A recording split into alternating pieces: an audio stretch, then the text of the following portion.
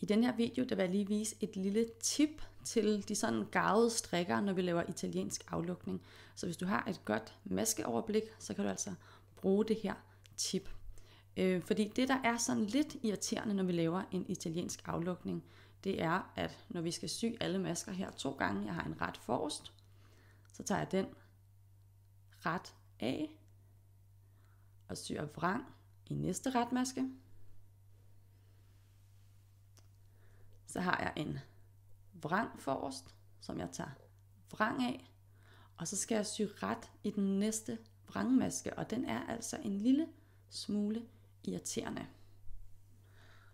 Så jeg vil prøve at vise, hvordan vi kan slippe for den her ret i vrangmasken, hvor vi skal ind igennem her, og retmasken den sidder i vejen. Så nu piller jeg lige alt det her op, og så tager vi den lige fra starten. Når vi laver sådan en italiensk aflukning her, så er det jo sådan set bare maskesting. Vi syr i maskerne for at lukke dem af, sådan så vi slipper for en aflukningskant, men får den her rib, der fortsætter med rundt. Vi syr jo alle masker 2 gange. Først det modsatte af, hvad de er, og så syr vi dem, hvad de er, altså i forhold til, hvad vej vi tager masken. Så hvis vi lige kigger på retmasken her, så går vi jo først ind i masken bagfra, og næste gang vi syr den, der går vi ind i masken forfra, og sådan under det venstre ben her, og syr videre. Så indledningsvis, der plejer jeg at sy de første 2 masker det modsatte af, hvad de er.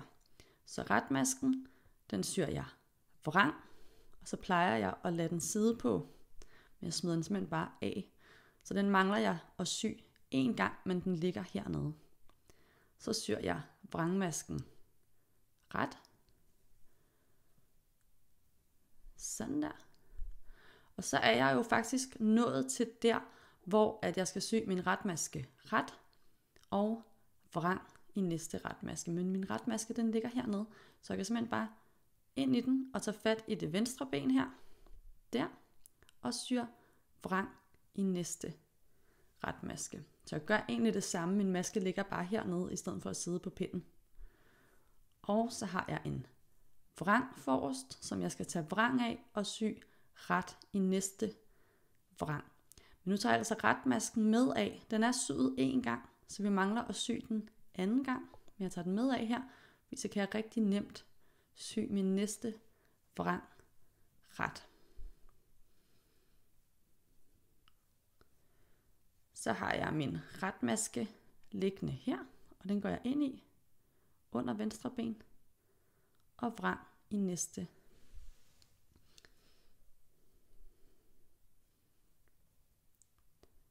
Vrang af og retmasken med af og ret i næste vrang. Så skal jeg sy min retmaske, der ligger hernede. Og grunden til at sige, at man skal have et rimelig godt maskeoverblik, det er fordi nogle gange så kan den jo godt lige sådan folde lidt sammen. Og så kan man lige se, at man får fat i det rigtige ben. Så tager jeg lige den her, så kan vi se, at den hører, det er den rigtige, jeg har fat i. Og vrang i næste ret. Så det er altså fuldstændig det samme, vi gør. Vi smider bare retmasken af, inden vi har syet i den 2 gange. Så vi har altså de samme 2 trin. Undskyld. Vrang i vrang og ret i vrang. Man har sådan en lille prøve her, så vil det virkelig gerne snu ned her. Sådan der. Og ret i ret, den ligger bare hernede. Og vrang i ret.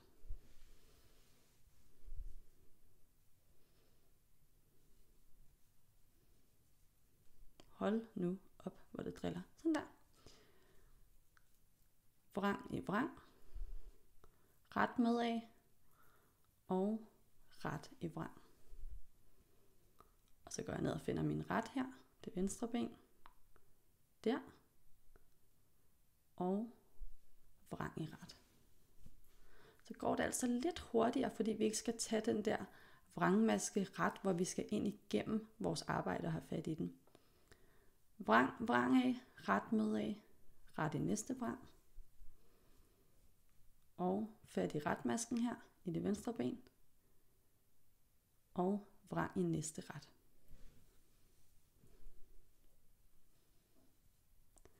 Så nu får vi altså helt samme resultat med den her løsning, som vi gør, når vi syr dem, ligesom jeg plejer at gøre. Jeg har en tendens til at stramme lidt rigeligt, når jeg gør det på den her måde, og så mister jeg jo selvfølgelig noget elasticitet. Og jeg tror simpelthen, det er fordi, at min retmaske ser sådan lidt løs ud, når jeg kun har syet i den en gang, når jeg tager den af her. Så jeg får sådan en tendens til at stramme lidt for meget, når jeg syr her, fordi den ligger sådan lidt løst, indtil at vi har syet i den anden gang her. Jeg siger ikke, du begår samme fejl. Jeg siger bare, jeg kan godt have en tendens til at få strammet den lidt rigeligt.